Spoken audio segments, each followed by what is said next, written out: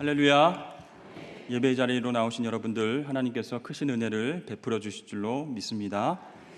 네, 지난주 우리 수요일에는 한나의 기도에 대해서 우리가 말씀을 들었습니다. 상한 마음으로, 정말 힘든 마음으로, 아픈 마음으로 하나님 앞에 나아가서 기도했을 때에 하나님께서 그 기도를 기쁨과 찬양과 감사의 기도로 바꿔주셨다는 것입니다. 그래서 우리가 절망의 자리, 또 고통의 자리에 있을 때에 하나님 앞에 실망치 않고 나아가서 기도하면 그 자리를 소망의 자리, 감사와 찬양의 자리로 바꿔주신 분이 우리 하나님이신 줄로 믿습니다. 오늘은 다윗의 기도에 대해서 우리가 함께 살펴볼 텐데요. 우리가 읽지 않은 그 앞절의 부분이 바로 우리가 잘 알고 있는 다윗 언약입니다. 하나님께서 다윗에게 언약을 주셨는데요. 내 집과 내 나라가 내 앞에서 영원히 보존되고 또 내 왕위가 영원히 견고하리라. 이런 엄청난 축복과 언약을 맺으신 부분이 바로 앞부분에 나와 있습니다. 그 하나님의 언약에 감격해서 드리는 감사 기도가 오늘 읽은 바로 다윗의 기도라고 할 수가 있습니다. 먼저 다윗에 대해서 잠깐 살펴보길 원하는데요. 이 다윗은 30살 때에 왕이 되었습니다. 그런데 전체 이스라엘을 다스리는 왕이 아니고 유다를 다스리는 그런 왕으로 활동하게 됩니다. 그렇기 때문에 헤브론에서 7년 6개월 동안을 통치하게 되었죠. 그때 이스라엘 모든 지파가 다윗에게 나와서 우리 전체의 왕이 되어 주십시오라고 이렇게 간청을 합니다. 그때 분위기는요, 이제 사울 왕, 그 전 왕에게 충성했던 그 사람들의 저항도 점점 약해졌고요. 그리고 하나님께서 다윗을 점점 강성하게 해 주셨기 때문에 전체 이스라엘의 분위기가 이제 헤브론만 다스리는, 유다만 다스리는 왕이 아니라 온 이스라엘 전체를 다스릴 왕이 바로 다윗이다라는 것을 직감을 했습니다. 이제 그렇게 해서 이스라엘 전체의 왕이 된 다윗은요, 제일 먼저 무슨 일을 했느냐 하면 예루살렘으로 진군해서 쳐들어갑니다. 거기에는 이스라엘 사람들이 사는 것이 아니고 여부스 사람들이 살고 있었어요. 지난 300년 동안 이 예루살렘 성에서 꿈쩍도 하지 않고 남아서 살고 있었습니다.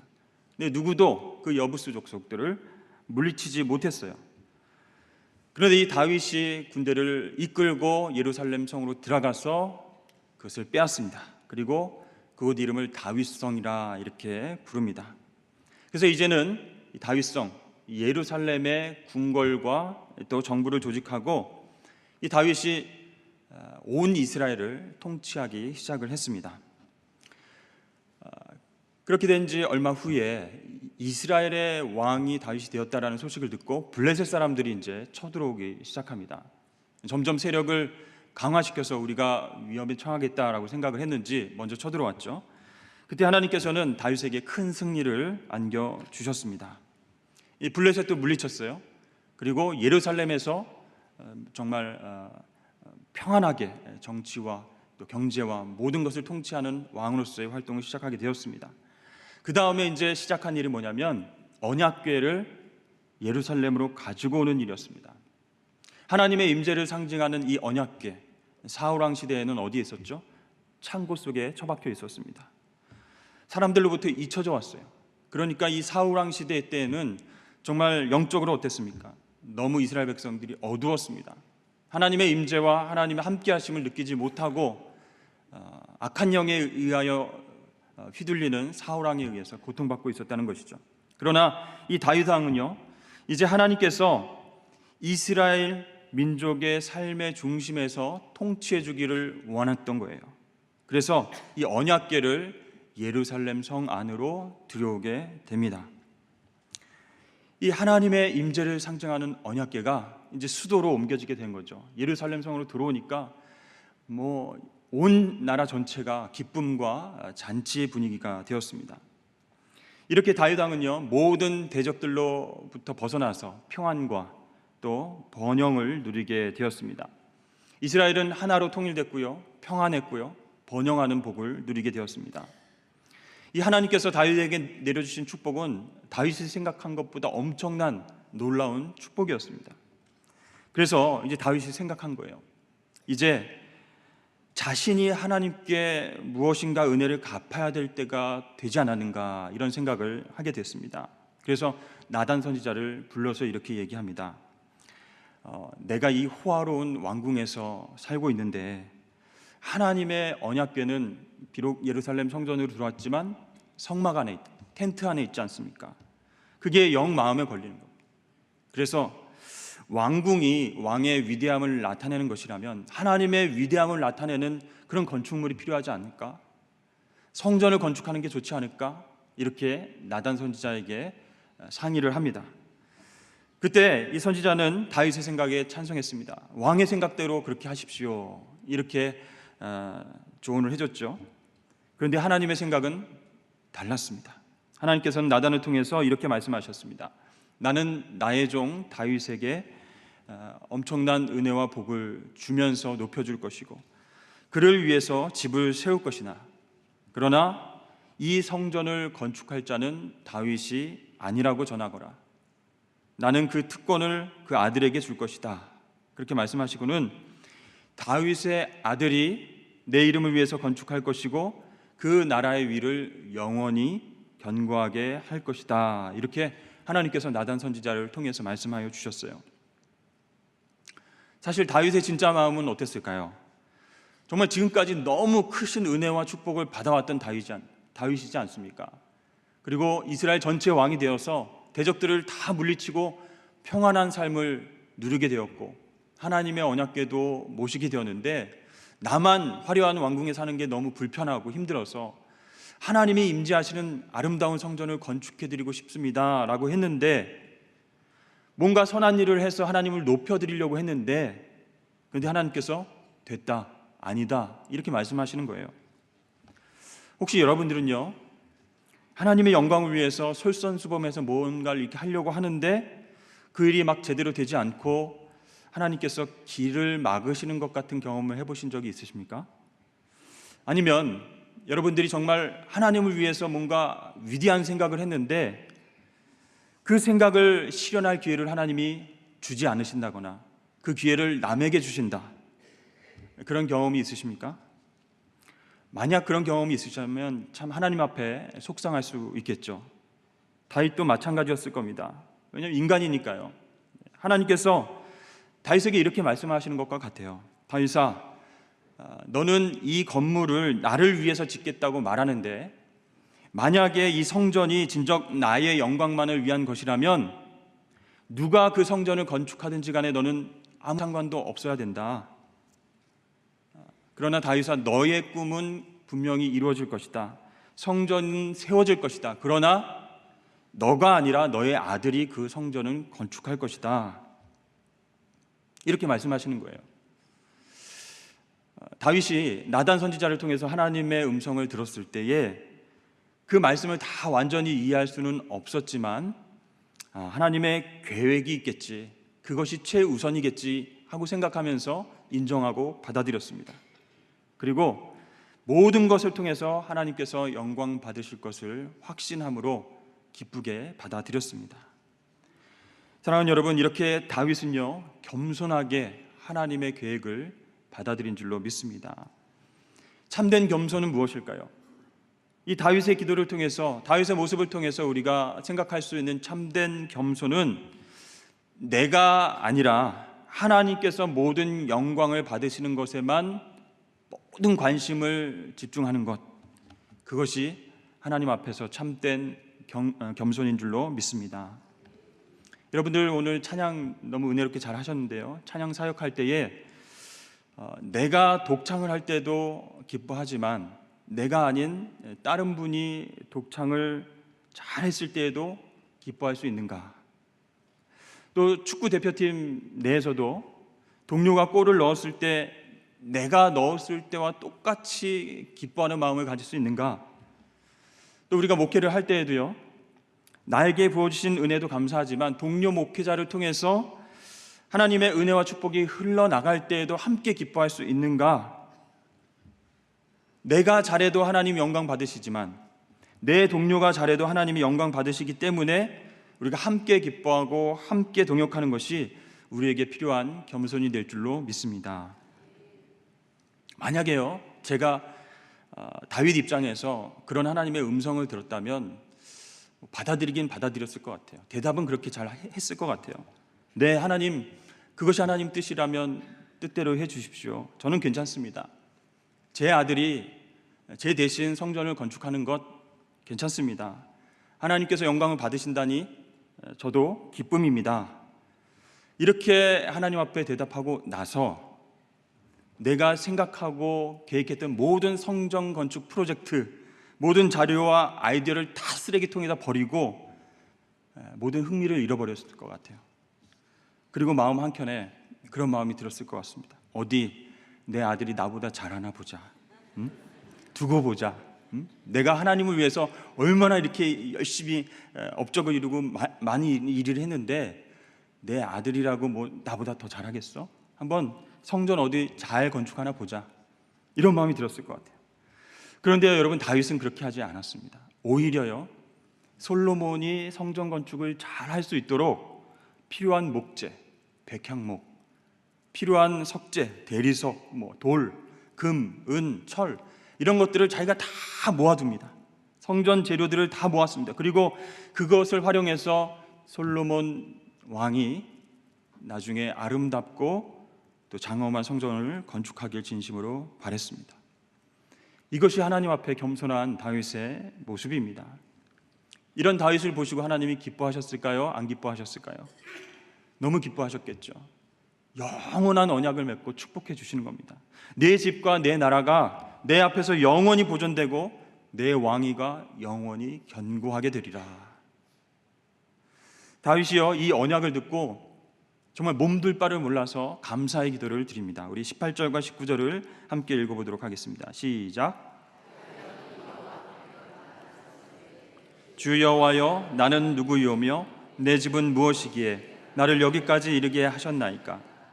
주 여호와여, 주께서 이것을 오히려 적게 여기시고 또 종의 집에 있을 먼 장래의 일까지도 말씀하셨나이다. 주 여호와여, 이것이 사람의 법이니이다. 아멘. 이 다윗의 첫 기도 부분을 보면요, 이 겸손의 마음을 우리가 느끼게 됩니다. 그래서 다윗의 기도의 첫 번째는요, 내가 누구인지 알고 감사하는 기도라는 것입니다. 하나님, 내가 누구이간데 또 내 집은 무엇이간데 저를 여기까지 이르도록 복을 주셨습니까?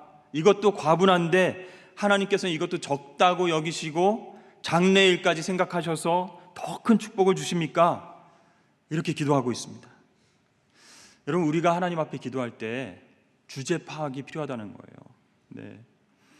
하나님의 은혜와 인도하심과 축복은 우리가 당연하다고 여기고요, 나를 드러내는 기도를 할 때가 얼마나 많이 있는지 모릅니다. 하나님, 저를 잘 아시죠? 제가 뭘 했는지도 아시죠? 내가 지금 자지도 못하고 먹지도 못하고 이런 엄청난 일들을 해왔습니다. 정말 결과도 좋았잖아요. 하나님께 영광 올려드렸잖아요. 내 지혜와 내 노력을 가상히 여기시고 나를 축복해 주세요. 이렇게 기도할 때가 종종 있다는 것이죠. 다윗이 겸손하지 않았다면요, 마찬가지로 이렇게 기도했겠죠. 하나님, 저는 하나님을 위해서 지금까지 목숨을 바쳐서 전쟁을 치러왔습니다. 하나님, 저 다윗이에요. 사울 왕이 아니에요. 내가 하나님을 위해서 성전을 건축하는 일이 뭐가 잘못된 일입니까? 왜 저보고 하지 말라고 하십니까? 나보다 더 하나님을 사랑하고 하나님께 더 위대한 일을 했던 사람이 있으면 나와보러 가십시오. 하나님, 섭섭합니다. 저 다윗이에요.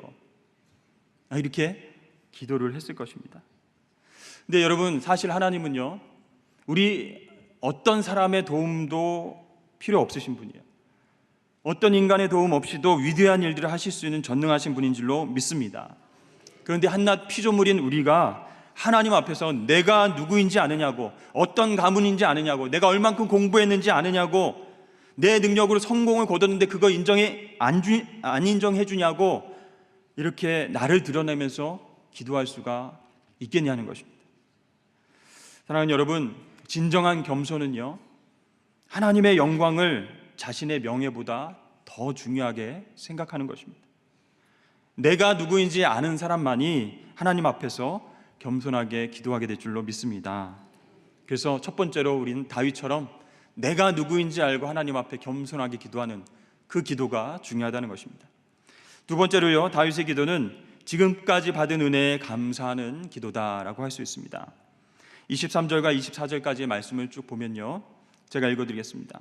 땅의 어느 한 나라가 주의 백성 이스라엘과 같으리이까? 하나님이 가서 구속하사 자기 백성으로 삼아 주의 명성을 내시며 그들을 위하여 큰 일을, 주의 땅을 위하여 두려운 일을 애굽과 많은 나라들과 그의 신들에게서 구속하신 백성 앞에서 행하셨사오며 주께서 주의 백성 이스라엘을 세우사 영원히 주의 백성으로 삼으셨사오니 여호와여 주께서 그들의 하나님이 되셨나이다. 이 기도를 통해서 다윗은요, 이스라엘 역사 속에서 하나님께서 어떻게 구체적으로 구속의 은혜를 주셨는지를 기억하면서 기도하고 있습니다. 이스라엘과 같은 나라가 또 있겠습니까? 하나님이 먼저 우리 백성들을 택해 주시고 자녀 삼아 주시고 거룩한 나의 백성이라고 인쳐 주셨습니다. 거룩의 걷자도 모르는 사람들을 애굽의 그런 종살이에서 구해내시고 광야 훈련을 통해서 정말 하나님의 거룩하고 인자하신 성품을 배우게 하셨습니다. 어떤 나라도 우리를 해치지 못하도록 보호해 주셨고 정말 강대국이었던 애굽을 발 아래 두시고 우리를 하나님의 자녀로 깨끗하게 하셨습니다. 그래서 하나님은 우리 이스라엘의 하나님이 되셨습니다. 그 은혜에 너무나도 감격합니다 하면서 기도를 하고 있는 거예요. 전무후무한 하나님의 은혜. 지금 자기가 왕이 되어서 업적이 굉장히 많은데 그 업적을 자랑하고 기도하는 것이 아니고 하나님이 이스라엘 백성들을 어떻게 구해내시고 지금까지 인도하여 내셨는지를 기억하면서 기도를 하고 있습니다.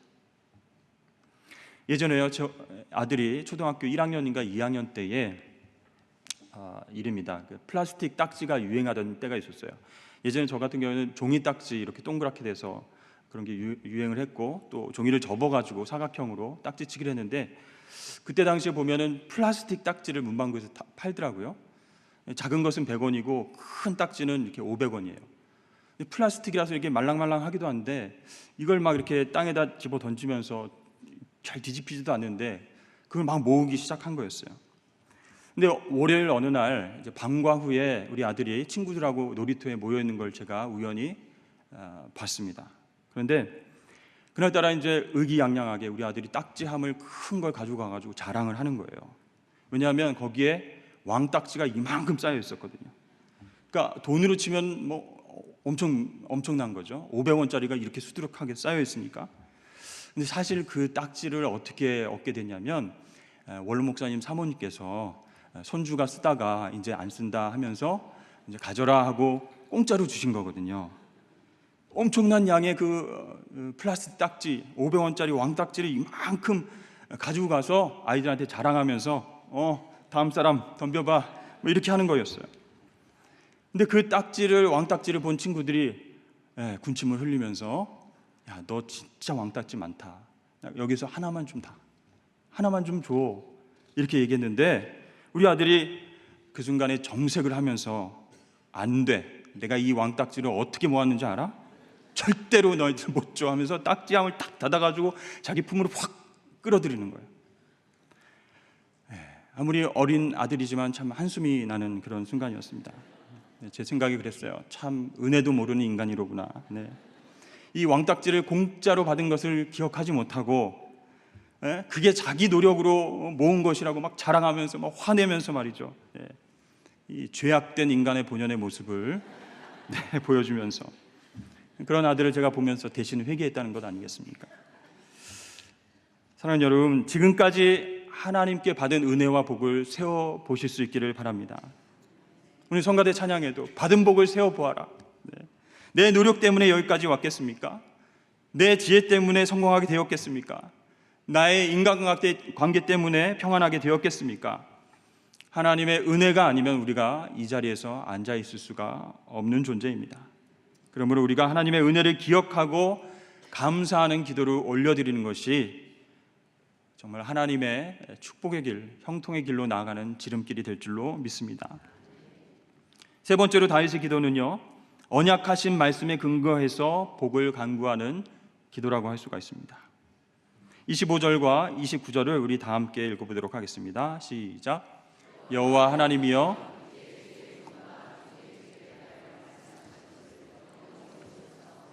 말씀하신 대로 행하사 종의 집에 복을 주사 주 앞에 영원히 있게 하옵소서. 주 여호와께서 말씀하셨사오니 주의 종의 집이 영원히 복을 받게 하옵소서 하니라. 아멘. 다윗은요, 자신이 누구인지 알고 겸손하게 하나님 앞에 기도했고, 또 지금까지 주신 은혜에 감사하는 기도를 한 후에 마지막으로 하나님의 약속의 말씀에 근거해서 복을 달라고 기도하고 있습니다.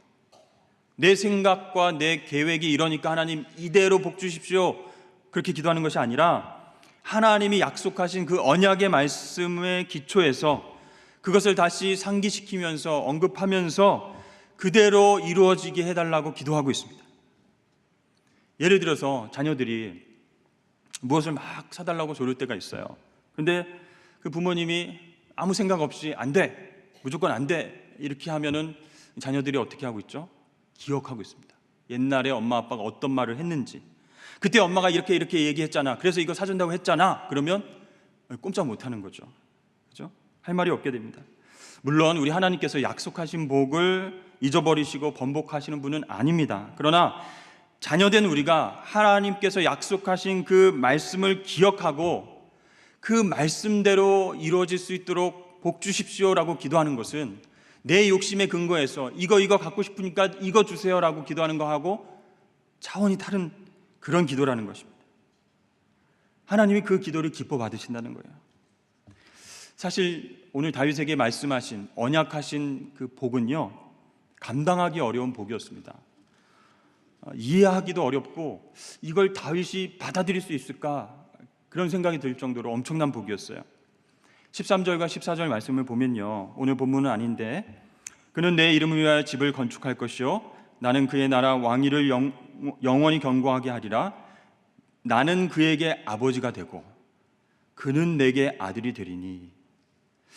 여러분, 이게 이해가 되십니까? 그러니까 솔로몬이 성전을 건축하게 되는 건 확실한데 하나님이 그에게 아버지가 되고 그는 내게 아들이 될 것이다, 이게 이해하기 어려운 거예요. 다윗의 아들이 어떻게 하나님의 아들이 될 수 있겠습니까? 어떤 왕의 통치가 영원히 지속될 수가 있겠습니까? 그러면요, 이런 의문이 들겠죠. 다윗의 자손들이 계속 나타날 텐데 어떤 자손이 그 약속을 성취할 수 있을 것인가, 그게 문제라는 거예요. 근데 우선적으로 떠오르는 후보가 솔로몬이라는 거죠. 역사적으로 보면요, 솔로몬이 예루살렘 성전을 건축하게 됩니다. 그런데 몇 년 후에 솔로몬은 죽게 됩니다. 그리고 그가 죽은 후에 이스라엘은 이제 두 쪽으로 갈라지게 되죠. 그리고 몇백 년 안에 솔로몬 성전은 파괴가 되었습니다. 그렇다면 다윗에게 약속하신 그 언약의 말씀 잘못된 것인가? 그게 아니죠. 우리 마태복음 1장 1절에 보면 어떤 말씀이 있습니까? 아브라함과 다윗의 자손 예수 그리스도의 세계라. 바로 예수 그리스도께서 하나님의 언약을 성취하는 다윗의 자손으로 오신 줄로 믿습니다. 그래서 하나님이 그분의 아버지가 되고 그분은 하나님의 아들이 되십니다. 그리고 영원히 통치하시는 왕이 되시는 줄로 믿습니다. 자, 그거는 이해를 하겠어요. 우리가 신약 시대를 사는 우리가 마태복음을 보고 신약 성경을 보면 알 수 있겠어요. 그런데 약속대로라면 그 아들이, 다윗의 자손 중에 한 아들이 성전을 짓게 될 것이다, 이렇게 얘기했지 않습니까? 근데 공생의 기간 동안 예수님께서 성전 지으셨어요? 안 지으셨죠. 오히려 이 성전을 헐어버리라, 내가 사흘 만에 다시 짓겠다, 이렇게 말씀하셨어요. 그렇다면 하나님 다윗 언약을 주실 때에 얘기하셨던 그 성전이 무슨 뜻인가? 바로 그 성전은 예수 그리스도의 몸을 뜻하는 것이었습니다.